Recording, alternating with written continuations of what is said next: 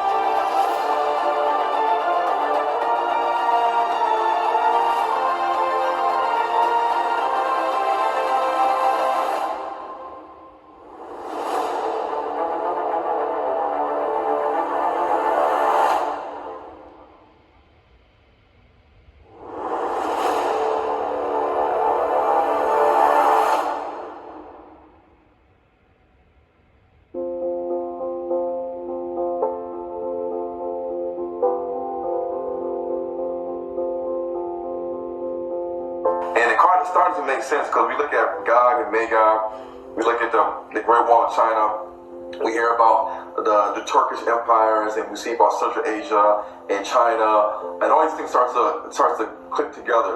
And for me, it's a big deal because when you read the Bible and the pastors preaching about Gog and Magog and end times this and end times that, and when they see on TV, Iran's about to fight the United States of America, Israel's about to jump in, we're living in the last days, Christ is coming back. That's what's usually taught in the Christian churches. Any type of conflict between Iran and Israel and America is end-time biblical prophecy. Well, how can it be end-time biblical prophecy if the people that's in Israel, the people that's in Iran, are not the actual biblical players that we think they are? And I think that's very important that a lot of pastors need to start teaching and understanding so that we can truly understand end-time biblical prophecy. One of the questions I have for Lucas and Chris is, in doing your research, what are some of the things or books or videos that really you started diving into that started waking you up? I know a lot of people talk about the 13th tribe or Arthur Koestler, the invention of Jewish nation by Shlomo Sand. There's some videos out there that you can look at on YouTube, your video included. But was there any videos that you had seen prior to the awakening, or any books you have read that kind of pointed you in a different direction of what you were taught in the Christian church? You want to answer that one first, Chris? My first exposure was actually my wife telling me to check out his video. And so that was my first exposure to who the Hebrews were. And then after that, I was just drinking out of a fire hose. I believe shortly after that, I emailed you, bought your books, and then we started discussing. I just started watching all kinds of films, and including campers. I wanted to hear all sides. The truth only offends if you allow it. And I was just seeking out the truth. It didn't need to be about me. I just wanted to know more about the Most High and His Son. And I'm here. Yeah, for me, I actually dived into the Apocrypha a lot deeper because Maccabees took on a lot more meaning than Second Esdras, the book of Second Esdras. Sometimes people refer to it as 4 Esdras. Yeah. But Second Esdras chapter 16 is so important, just like you were breaking down Japheth and Ham and Shem. What people need to understand is that Second Esdras lays out very clearly the beginning of sorrows. If you read the 16th chapter, it says, "Woe to you, Babylon, Asia. Woe to going to Egypt, Damascus, put on haircloth, sackcloth, bewail your sons and daughters, because your destruction is nigh at hand. And if you go further down, it says, and when you shall see these things come to pass, it's the beginning of sorrows. And that's really the only hash mark we have before the literal 7 trumpets.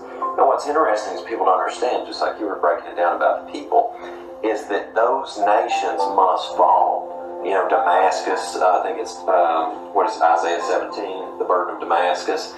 When we see Damascus a ruinous heap, and when we see, you know, all these other nations a ruinous heap, then we can see a hash mark off. But if we're not looking at the right people, the right place, we're not going to understand. And when I started reading the Apocrypha, and I looked at another content producer on YouTube, Yoel, J-O space E-L, and I looked at Morris and Josh's work with Hebrew Nation Building, and something that also stuck out to me was the map from the 1700s that shows Negro land.